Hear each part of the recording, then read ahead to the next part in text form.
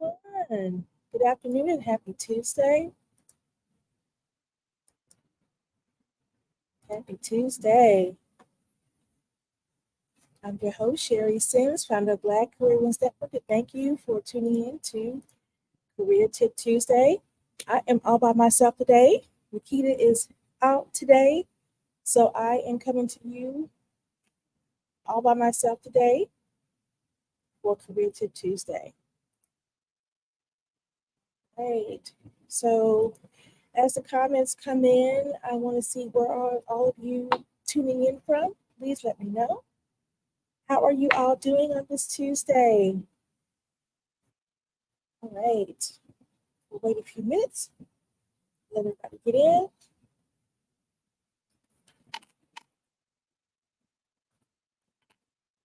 Get them set up.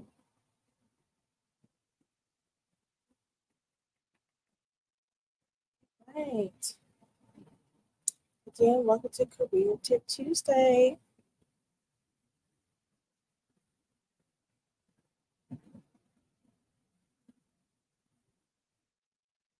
Hi, Crystal. How are you? Welcome to Career Tip Tuesday.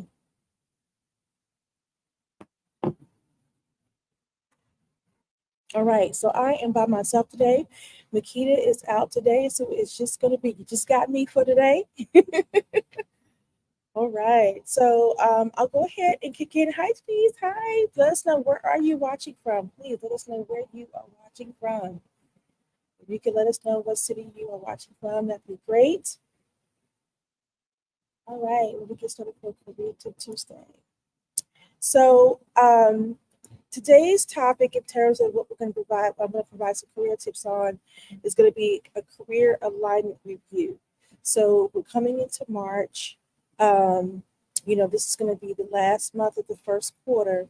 So I think it is time that we start to kind of consider what all have we accomplished within the first quarter, and now you still have about almost 30 days to figure out what else you want to accomplish so you can wrap up the quarter for this year. So, hey, Denise. Hi, Crystal. Are you watching from South Charleston? Thank you. Alexis is watching from Burlington, Vermont. All right. Hey, Stephanie. Just happy to be here. So today's Career Tip Tuesday topic is career alignment review. And so, because we're about to go into the last 30 days of the first quarter, this is really going to be a great time to really figure out, have you been able to follow the plan you set for yourself? What have you accomplished, and what roadblocks have you come across? Or if you're on track, you might be good. Who knows? If you're good, let us know. If you're like, okay, I'm good, I'm on track for this quarter. You do have another 30 days left in the quarter. If you do have some things you want to be able to, still accomplish. Okay. So, first thing we want to look at is, have you defined your long term goals? Right? Not just what your goals are for the month, for the first 3 months, but have you defined what your long-term goals look like overall? Sometimes, as the saying goes, life be life, right? Who said that? The Taraji who said that life be life? She said the math don't add up. I don't forget what it was. But when we think about defining our long-term goals, do we really get strategic about that? So let's break that down really quickly. Okay. When you're talking about your long term goals should be at least 12 to 24 months. That's one, right? So if you're looking at where you are in your career, is that going to be enough time to get you to where you want to be, or do you need less time? If you need less time, it's going to be considered a short term goal. Short term goals can be 6 months or less. Okay. So when we're thinking about defining your long term goals, when we're looking at this first quarter, in January, did you define long-term goals for the year, or did you define short-term goals? That's the first thing. So I know we've got Stephanie, and I see Crystal and Alexis. So tell me, what goals did you define for yourself? Because if you let us know what goals you define, then that, and depending on what it is you're trying to accomplish, can tell you how much time you're going to need to get there. Resources, people, all of those things. So I think those are the first things you should think about first. Okay, all right. So define your long-term goals. For me, when I define my long-term goals, it's going to be at least 12 months. I don't go any longer than 2 years, because 12 months to me is realistic. Because I'm like, okay, there's more than likely nothing that will shift or change in 12 months. But if you start going into 24 months, that's where things can change or shift. So I like to stick with the 12-month plan, because to me, it's more realistic for me to achieve.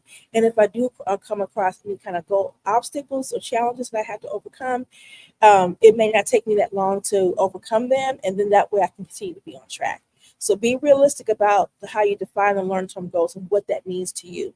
Now, if you're someone who's like, I want to be on a 5-year plan, that's fine. But in terms of accomplishing those goals in that time frame, you definitely should.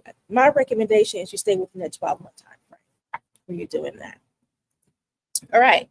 The next one is assessing alignment with your core values and interests, which means evaluate your current role now. And here's the thing, a lot of people don't understand. Sometimes we can be in a job that we love, and then we're in it for a while, but after a while, things can change. Company culture can change. Maybe there is new people coming in and changing things. So what was working a year or two ago may not be working well in the role now. So you should always be assessing where you are in your position, because if you're not assessing where you are and then where the company is and making sure everything is in alignment with your core values and your interests, that's when you become restless. That's when you get bored, or that's when you become dissatisfied with your environment, people, places, and things, right? So you should always be assessing and making sure that the current role you have is still in alignment with your core values and your interests, because interests do change, okay? Interest absolutely changes. And when they do change, then you need to consider, am I still in a role that serves me and my purpose, but also is it also serving the organization I work for, the company I work for as well? Because you always have to keep in mind your own career fulfillment, not just meeting their goals and objectives. You have to keep your career fulfillment in mind always. You know, if you're no longer happy with the pay, you still may love the role itself, the job itself, but may not feel like you're getting paid, compensated what you need to be. And if that's the case, then you know what you need to do. So again, assess in where you are in your current role and the company. Is it still in alignment with your core values and interests? So these are things that you should be considering when you're talking about looking at your, like I said, we have 30 days left within this first quarter to kind of assess where we are, what we realistically can accomplish in this time frame. And everything I'm talking about is not just your everyday task, okay, that you do in your role. We're talking about things that are going to elevate you to the next level. Things that are going to help you to stay marketable. Things that are going to help you to increase your income potential at some point. These are things that will help you to become more of a valuable expert in your field. These are the things I'm talking about. So when you think about that, that's what I want you to think about. Are those not just the everyday tasks that you have to do in your job? So challenge yourself. Right now, we have 30 days left in this first quarter. Assess alignment of your current role with your core values and your interests. You might be like, Sherry, I'm good. Okay, we're going to keep pushing along. Okay, if you're good, if everything's still in alignment with your core values and the interest, then just make sure whatever goals that you are setting for yourself, that you have the resources and the support to make it happen. And if you get to a point where you hit a snag, then making sure you have people who can support you with that. Okay, all right, moving along to the next one. I want to say hi to Vanetta in Jacksonville and hi to Pamela watching from Dallas. We have a LinkedIn user in Atlanta. We have Alexis that's in Vermont, Burlington, Vermont watching. I love that. Thank you. And I also see Denise from Columbus, Georgia. I love it. So Alexis says, my goal is to shift from part-time in my culture consulting business to transitioning full-time by the beginning of Q3. I like that. That means leaving my nonprofit, but doing that compassionately and setting them up for success. I love it. SOPs, workflows, training. I love this, Alexis, that you're being very strategic about how you want to make this transition. You have an exit strategy. You're putting that in place. And it sounds like the exit strategy, part of this is going from part-time to full-time in the beginning of Q3. All these things are part of an exit strategy. People don't know. All of these things are part of an exit strategy you put in place. On your exit strategy should be goals that you're achieving, because they're going to be transitioning you into something different that you're wanting to do. So I really like that, Alexis. Make sure that in your plan that you're considering when going full time, to make sure that you're prepared for negotiation for salary and other types of perks or benefits, to make sure you're prepared for that. And then also making sure that, yeah, you're leaving the company prepared, and setting them up for success. But, making sure that they also appreciate and value that in a way that makes sense, and making sure they're still allowing you time to transition out in the way that you want to on your terms as well, too. So I like that. Sabrina says, good morning, beautiful Black woman. Hello, Sabrina.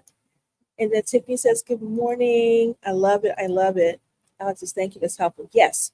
Make sure, you want to make sure that they still want to honor what you put in place. You don't want them to, you set them up for success, and then it's like, okay, you got to go. Bye. No, you're going to let me honor my time that I'm going to work here and transition out, in the way that's empowering me as well. So I love that. All right. So the next one, we talked about assess alignment with your core values and interests. The next one is to review or seek career progression opportunities. Now, this does not mean go out there and stop job searching. That's not what I mean. What I mean is that you want to kind of keep your eye on what the market is doing. Okay. And the reason why I say that it's always good to do this is because every market is different. One job may be hot in one market, but it may not be hot in another. So even though you may not be looking for a job, I recommend you still get job alerts from Indeed or Glassdoor or LinkedIn for the job that you currently have. And then you look and see if they're asking for any new certifications or any new requirements for these roles. If they are looking for, if there's any new salary bands, like you're like, man, I've been doing this for 5 years and I don't get paid that. But now you see someone with the same level of experience is getting paid at a higher level, then you may need to look at having a salary evaluation where you are. So I always think it's smart to review or seek career progression opportunities, to stay in alignment with what's going on in the market. Okay. Because when you know what's going on in your market, it helps you to understand, oh, okay, well, I've been in this industry now for 5 years. I see now that they're asking for a certification.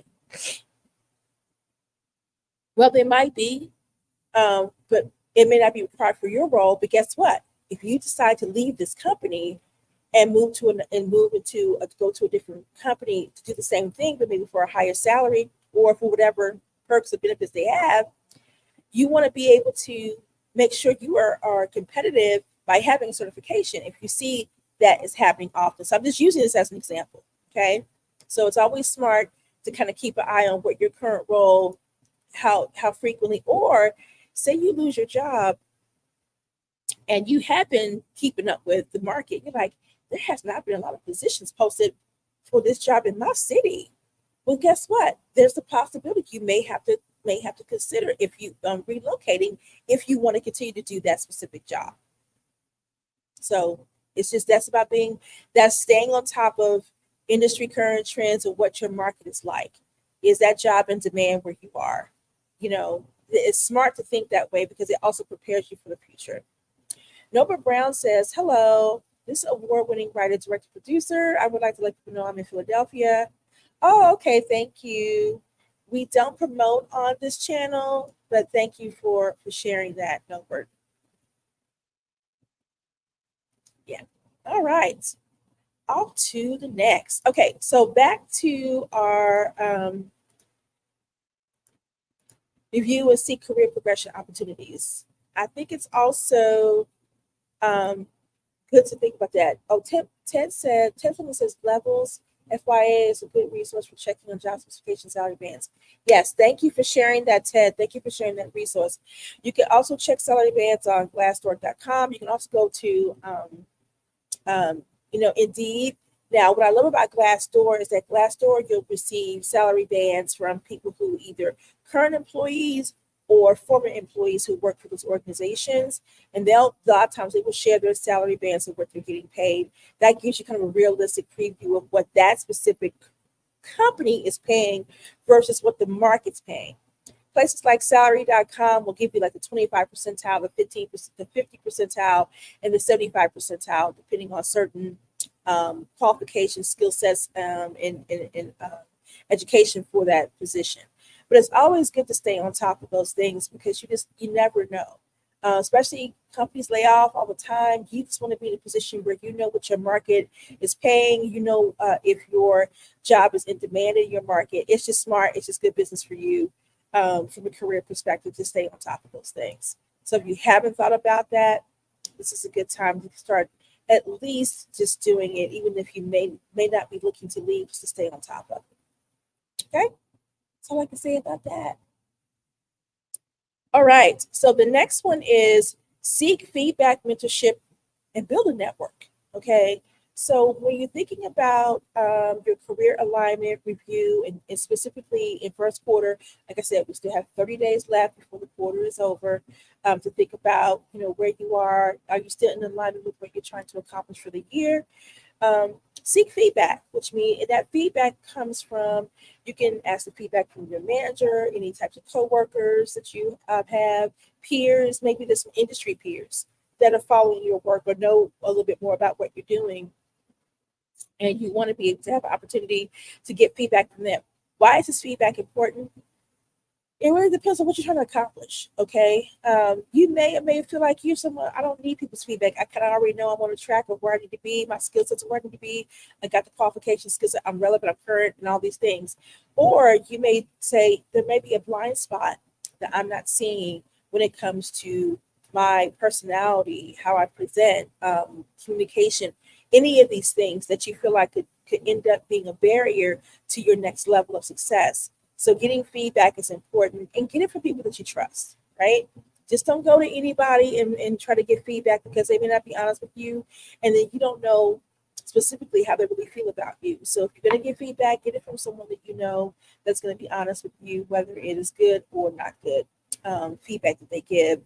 And then take it not necessarily with a grain of salt, but take it into consideration and say, look at some self-reflection, say, what do I really need to work on? And it takes maturity to be able to take feedback from someone else about yourself.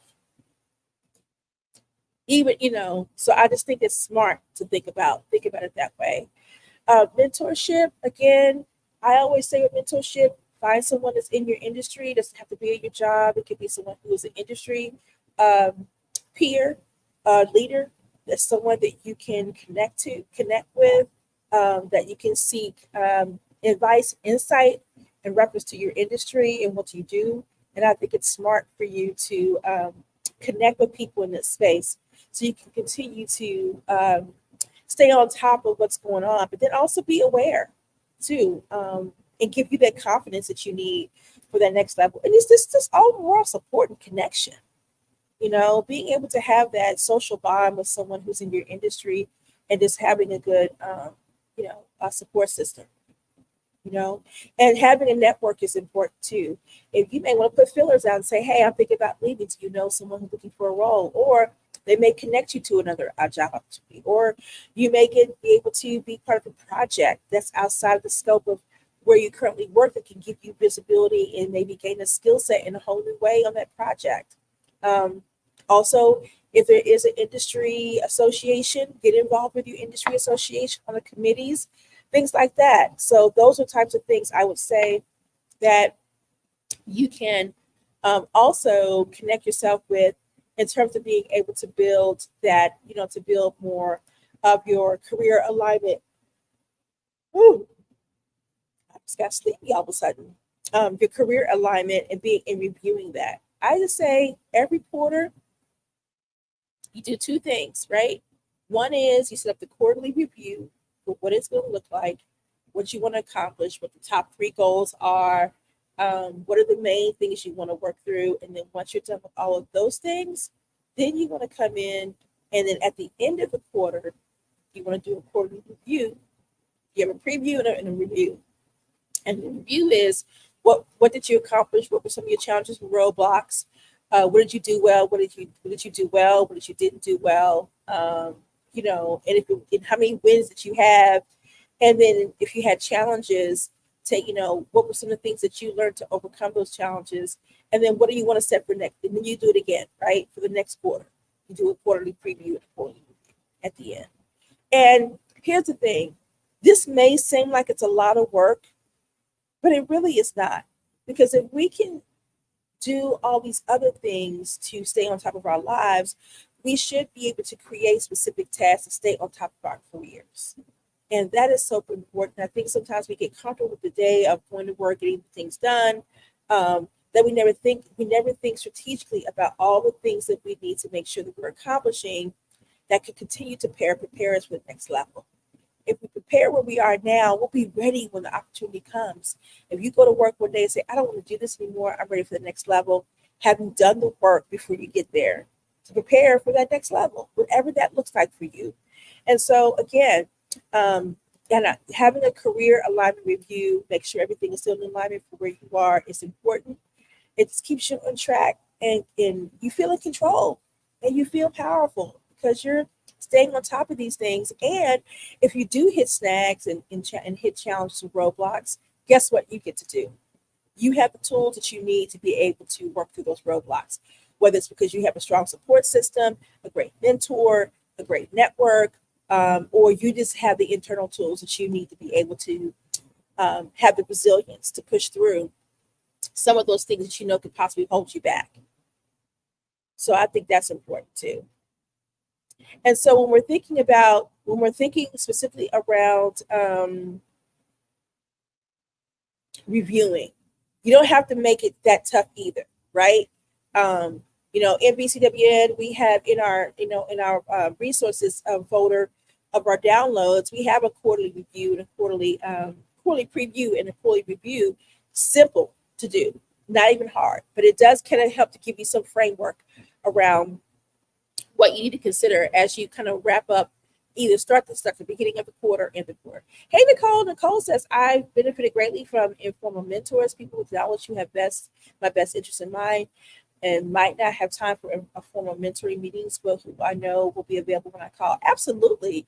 It can always be informal. I always say, I have one, I have someone in my network that I talk to, and I always say to her, well, you're not my mentor, but I really say mentor, right? Because we just have really genuine, organic conversations, but they're very helpful conversations. So you can always identify someone, and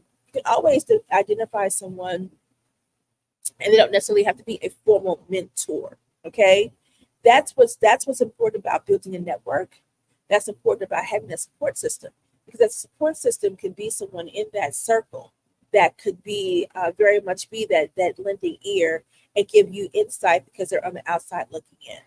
So that's the part that I think is important to think about when you're considering that. Hey, Marcia. And Marsha's the one I always, hi, Marsha Hager's on. And Marsha's the one I was talking about, you all. When I say, you're my mentor, I really say you're my mentor, right? Because I can call her and I can, kind of just, talk to her, and she just gives great sounding advice. And we're just organically having a great conversation.